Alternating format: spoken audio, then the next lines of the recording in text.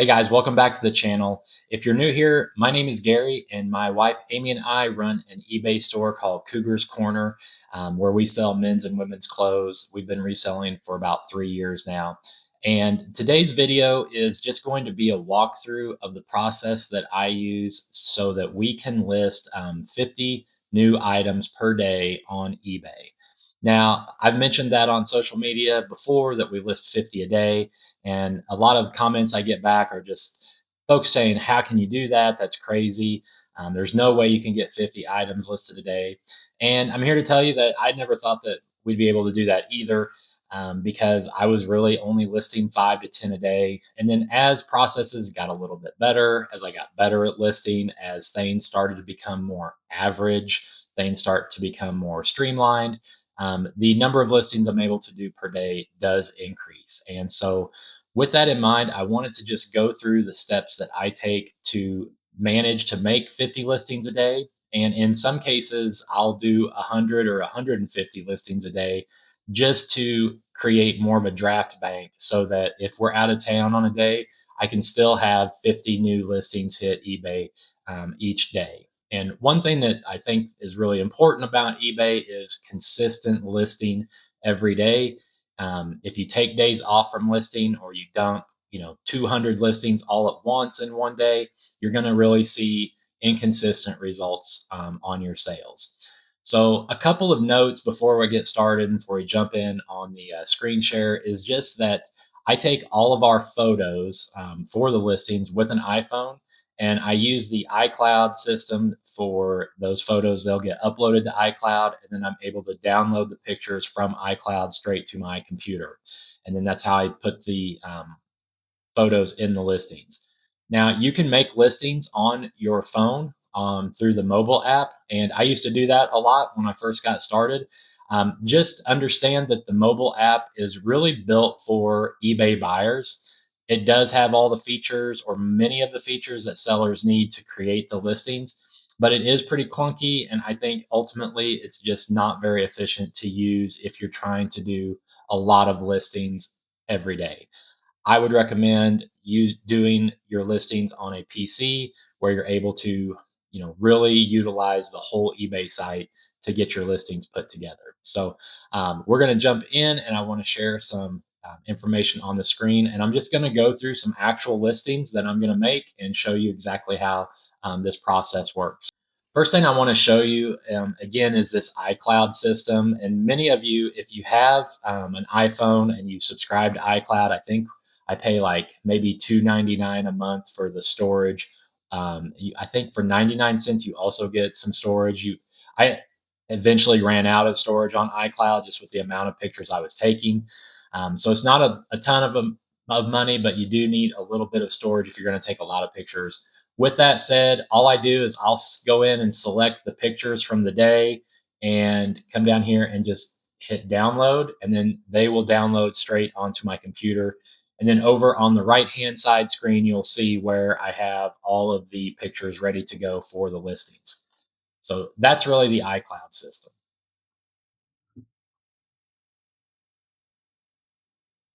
So when we go into eBay, you're going to look into if you have Seller Hub under your listings. I like to do drafts of the items that I'm going to make for the day. And for today, over here on the left-hand side, I have a Google Sheet where I put in all of my SKU numbers and the box assignment. For more information on the box assignment, we're going to do another video soon of exactly how we store all of our items. But when I'm taking pictures, I will make a quick note as to the type of item that I'm going to list or that I'm taking pictures of. It also includes the day that I take the picture and the SKU number that shirt is going to be assigned. And then when we put the items away, it has the box assignment as well. So I'll have these three screens up as I'm doing the listings. This is my cheat sheet basically for the SKU numbers. Then I'll have the eBay draft page, and then I have my pictures set up over here on the right. So today what I'm going to be doing is making several listings of women's activewear tops. And again, if you remember back, I said that I like to batch all of our items in similar categories. And so women's activewear tops, I'll do pictures of maybe 20 or 30 of those. so that I can create 20 or 30 drafts and not have to change those eBay categories. So what I'll do is I usually get an idea of how many if I'm doing, like I said, 50 a day, I'll pick out the next 50 that are to be done, kind of highlight them. I like to color code things on my spreadsheet so I kind of know where I'm at, so that I can get my 50 listings done. But there are, let me just look here real quick. I'm going to do 32 listings of women's activewear tops, along with the previous 18 that I've got already done of the men's button downs. And those 32 and 18 listings are going to go together as my next day of listings. So what I'm going to do is I usually will leave one draft as kind of the blank template draft. And what I'll do is I'll click on that blank draft and come in and just change my category. I'm going to change it from men's button down shirts to women's clothing, activewear tops. I use store categories to just keep track of where my SKU numbers are at. This kind of helps for markdown sales and things like that. I know a lot of times how new an item is in my store, if I can use those store categories. I'll go through all of the item specifics and just try to leave things as basic or as blank as possible. Like department's going to be women. All of these other item specifics are pretty wide open. I'll leave the condition the same, the condition description the same. All of our items I list as in excellent pre-owned condition unless there's a flaw, and then I'll change that description and include the flaw that is present in the item. My description box stays the same. I already have it preloaded with the information that goes in our description. You can create some custom templates in eBay, and then you can choose from a drop down if you want to use one of those custom description templates. I just keep this one for our clothes. I have one for hats as well. And then under pricing, everything we do is buy it now. I leave the pricing blank because I'll price each item individually as I go through and make the listing. I have our payment policy inputted.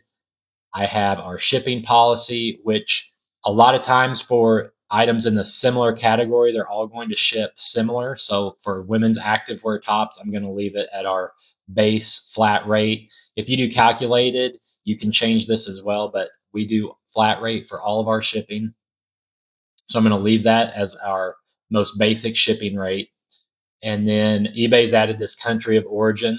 I haven't quite figured out how to get around getting that taken care of earlier in the listing process. Hopefully they'll integrate that a little quicker. I know sometimes it will pop up from the country of origin above. Our preferences are already preset, and then I leave our promotions blank, and I will do a bulk edit to make sure all of our items get submitted into the proper category for campaigns and promoted listings.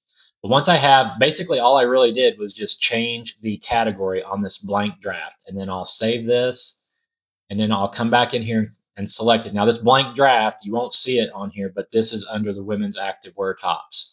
I'll create a copy, and I'm just going to make, I think I said 32 of these. All right, so now that I've got 52 drafts, and that includes my 32 activewear women's tops, my 18 men's button downs, a sewing machine that I haven't got listed yet, and the one blank draft that I always just keep in there so that I can change those categories.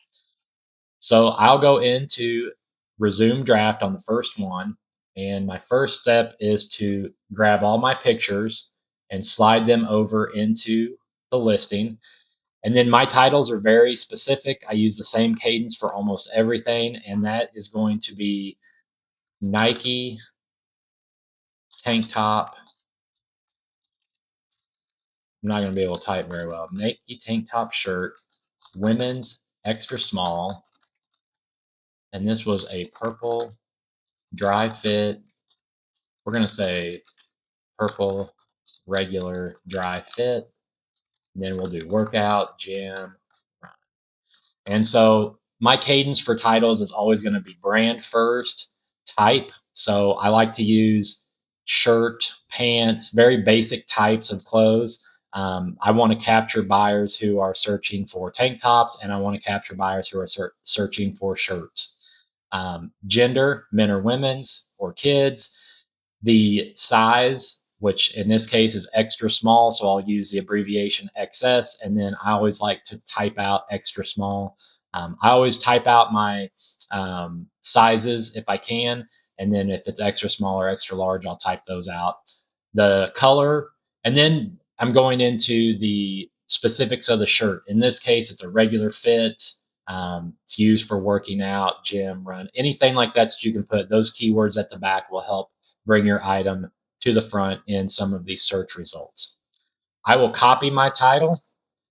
For custom SKU, this is 35511 and it's in box 29P.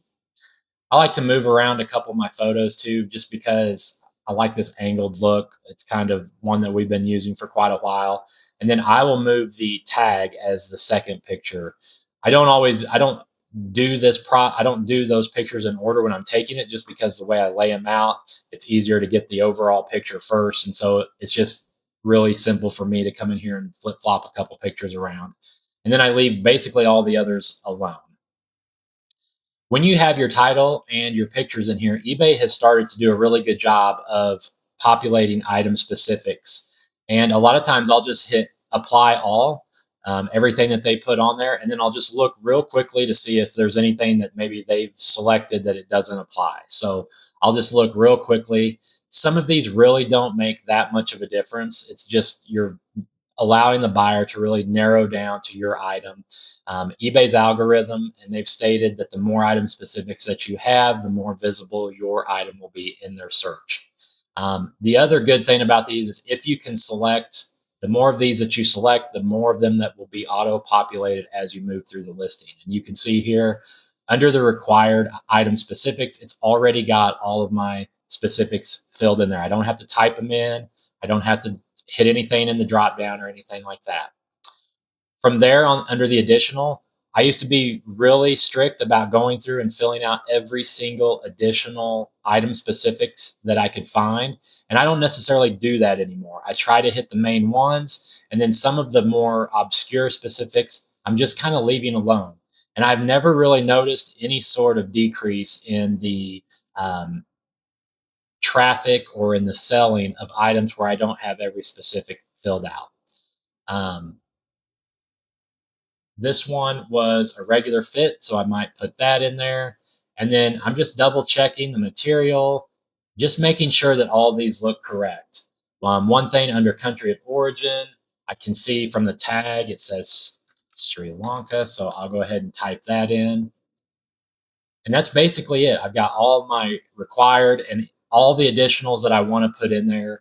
Anything else, any additional time that you're spending filling those out, I think is just going to be more of a waste of time.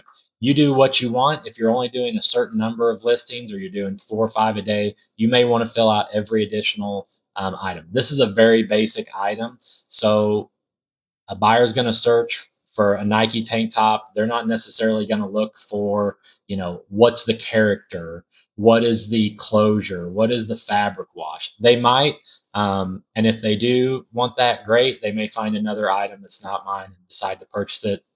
I'll live with that so that I can get more listings up. This is in pre-owned, excellent condition, and I'll just come down here and Control V to paste my title. On my descriptions, I've always just liked to have the title at the top of the description, followed by the condition description, and then all of my other information follows in under that. For my pricing, I'm normally just pricing in buckets. I know that there's no way I'm getting $24.99 for this item. All of our items, regardless of how new they are, drop into an instant 10% off sale. So I know this is technically, it'll be at $24.99 and then it'll drop down to $22.49. And then we'll likely take an offer on this particular item. And then basically everything else is already filled out, and I'll just click this as save for later.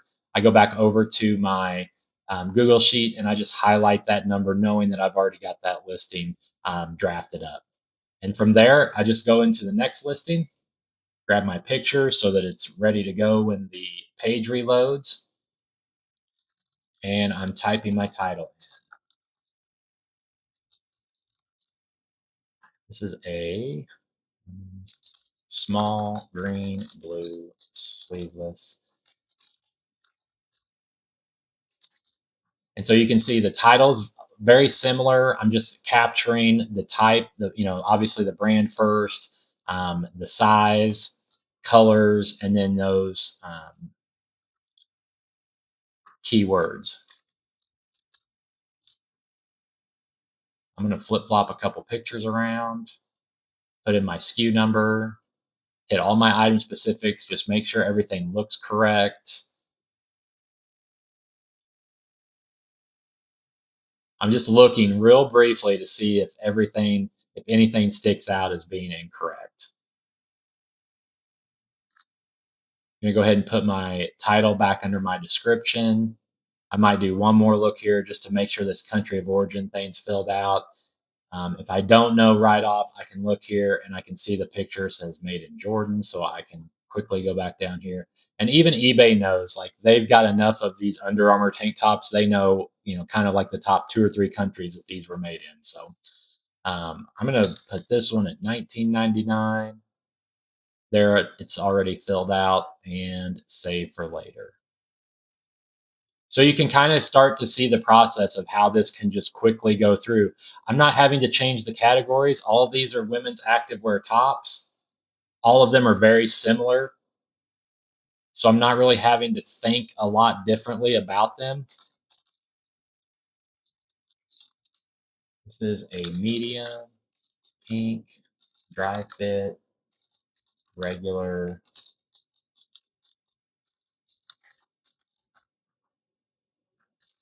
I try to get as close to the 80 characters as possible for the title. But you can see I'm just switching our pictures around, copying our title, putting in our new SKU number for this, clicking our item specifics. I'll wait for eBay to populate. Just make sure all these are good to go. Nothing out of the ordinary. If it doesn't automatically populate it, I'm really not looking for it unless it's a very specific item specifics that's really going to help this item sell. This one's Sri Lanka.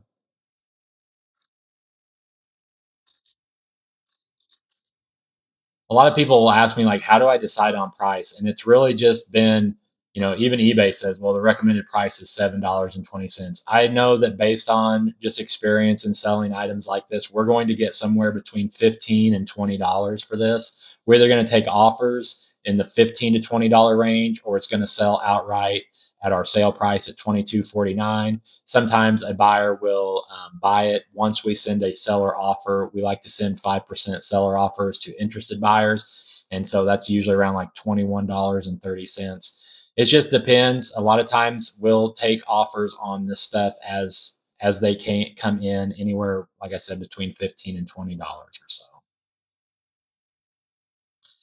So you can see, just, if you're really in the groove and you're plugging along, how quickly you can do listings just like this. And so one thing that I want to show you is once I get the 50 listings for the day done, I'll go ahead and just select them. I'll do a few here just to show you, but I'll select the 50 listings that are going to be scheduled out, and I'll just select them here. Once you hit resume drafts, it will bring you into the bulk editor.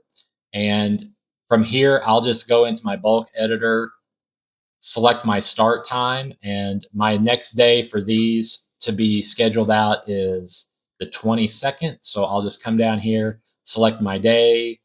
I like to start my stuff around 12 p.m. Central Time, and then I just have them drop a new one on about every minute. So I can apply that, and it'll update all those listings all at once.